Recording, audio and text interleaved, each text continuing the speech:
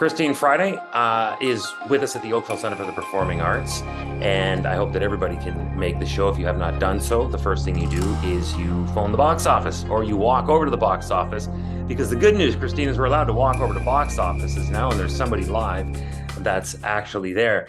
I had the opportunity to interview you a number of years ago, only because we got separated by the pandemic, and in a post-show artist chat.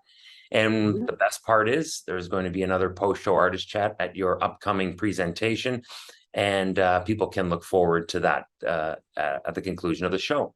Thank you so much for taking time out to be with us here, Christine. Thank you so much indeed. Yes, thank you for hosting this platform. Yes. First, tell us a little bit about the show and what people can expect, and when you and what your vision was when you were putting this particular show together.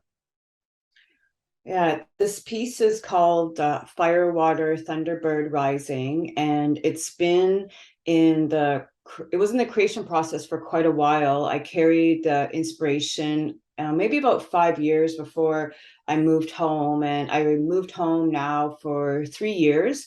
Mhm. And it was the first creative piece I did since I moved home, and it was to me, I always wondered what my artistic experience or journey was going to be once I was fully immersed in my ancestral homeland. So it's been quite a moving and powerful experience in that way, because I have the ability to have a clear connection to what it is that I'm receiving to create. And also, I begin always my work with an offering, and then I begin the journey of the work. So it reveals itself to me, not necessarily that I'm the one who's always in control.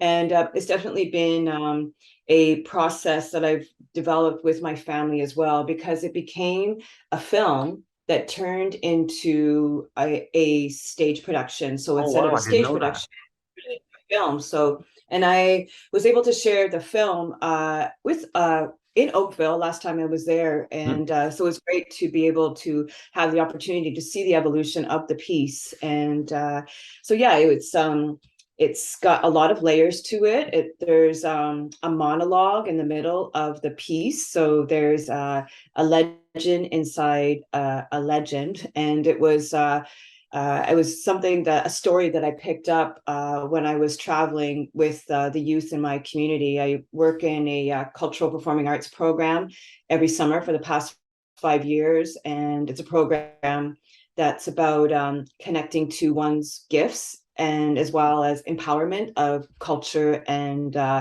self, as it relates and to the connection of land-based learning and creation and development. So we were on a canoe trip and going to this place called Maple Mountain, and it's one of these sacred places in our territory. So I was on this canoe trip, and I was with my husband and my youngest son, and we're fishing, and we're always going to beaver houses because that's where fish are really good. So we're fishing, and while he's fishing, I'm always dreaming. So I'll be doing all these different we could be hiking, I'm dreaming. We can be fishing, I'm dreaming. I'll be hunting, I'm dreaming. So while I'm in the action of doing our Anishinaabe way of living, being, knowing, and understanding, my gift is really is as a visionary and creating these visions into reality, which is how my art is created. And so this was a story that was picked up on a journey, and it's about Beatrice, and she's a big beaver house, but there's a story behind that, because Beatrice was actually a birch tree before her evolution into a beaver house. Uh, so that's a story that I received, and I turned it into a stand-up comedy routine. And that week when I was with the youth, we do little skits at the end. So I was in a group that we decided, let's do a stand-up comedy routine. So I did this piece, and it was and my family watched it, my boys were watching it, and it's definitely goes to it's dark humor. So touching those dark places that are sometimes hard to travel to, but adding the humor into it is always a creative and healthy way to release those stories. So yeah, that's an example of the beauty of being on my homeland and be able to connect to the stories that are there. For I really believe that nothing is lost, that a lot of our teachings and our ways of living are in the land, and that's also why it's so important that we change our economy as a people, because we need to restore and protect our land instead of the extraction and feeding into capitalism. So yeah, that whole shifting and way of thinking is so important. And I think there's many people who unite to that way, especially the youth. They don't think like the older people. They really have a vibrant way and of understanding how to live in the world. So I do feel that that change is definitely is here with us right now.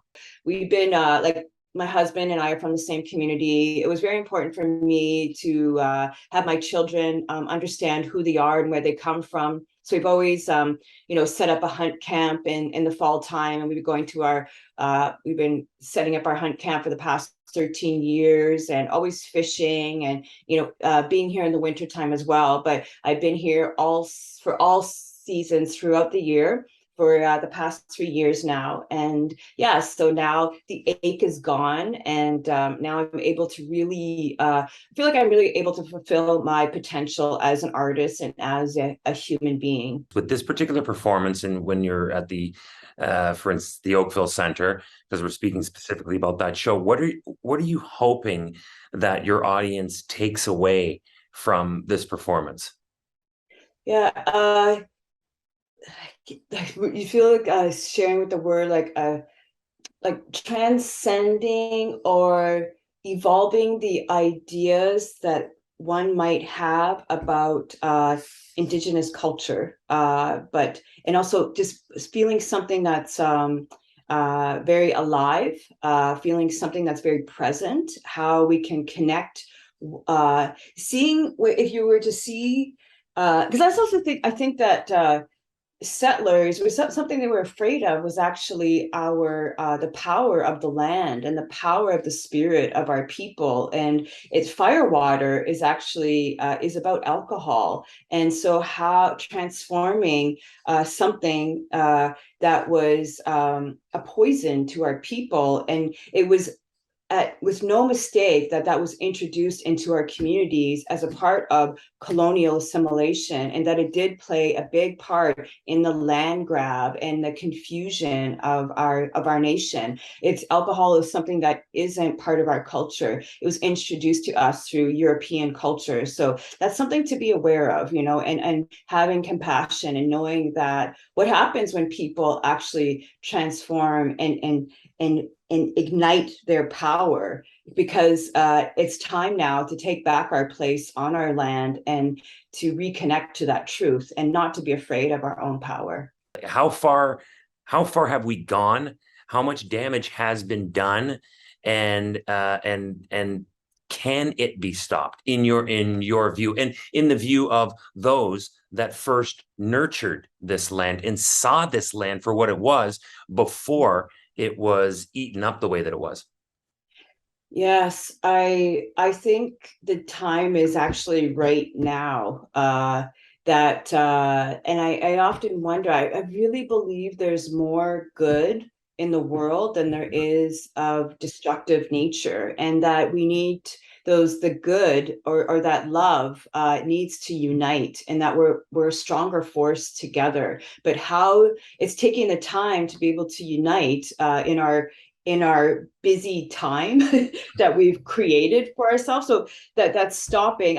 It's everywhere. Like if we don't look at of our water is of so much importance. I know that a lot of our like our pathways have been cut off through highways, through railroad, Ontario Hydro, and they have control of the water system. So even like it's just, if you start to break down all of those these mines, the deforestation that's happening, the of what is, there's not too much more that's protected anymore, and I don't understand why you would want to continue to destroy like our air and our earth and our water, when to feed into what? To feed into this mental illness, because that's what's happening, is that the off balance. So now people need to go to nature to be able, like, and that's what the land is there for. It's there to carry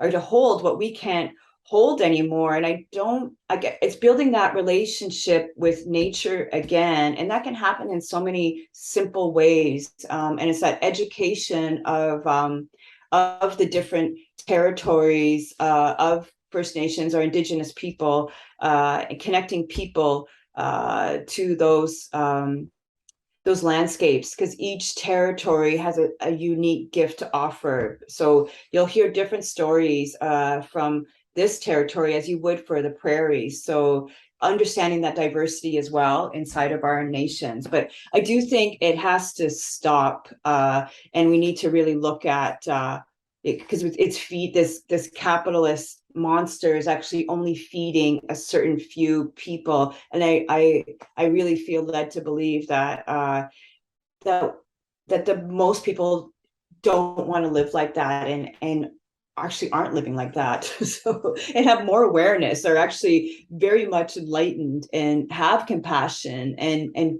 they again, like the youth, they don't connect with that. Like it's almost it's just an old way of thinking, and that change is here and right now. We are so glad that with all of this, you took the time out to be able to bring this show to stage again. We're thrilled to have you coming to the Oakville Center for the Performing Arts. I could easily talk to you for another hour, because you just opened up so many different alleyways that I'd love to walk down with you. And I thank you for being the person that you are, and for advocating for what you advocate for. And for everybody else, this has been an opportunity to learn more about Christine Friday before she does come to Oakville Center with her performance. And if you don't have your tickets yet, I know there's a lot of tickets that have been out there right now, but take a shot at it. Give a call. I'm not exactly sure what the ticket numbers are at right now, but go to the box office, call the box office, and we'd love to see you at the performance. Christine, thank you so much. And from Northern Ontario, I wish you all the best. Thank you. Thank you, Chris. Thank you.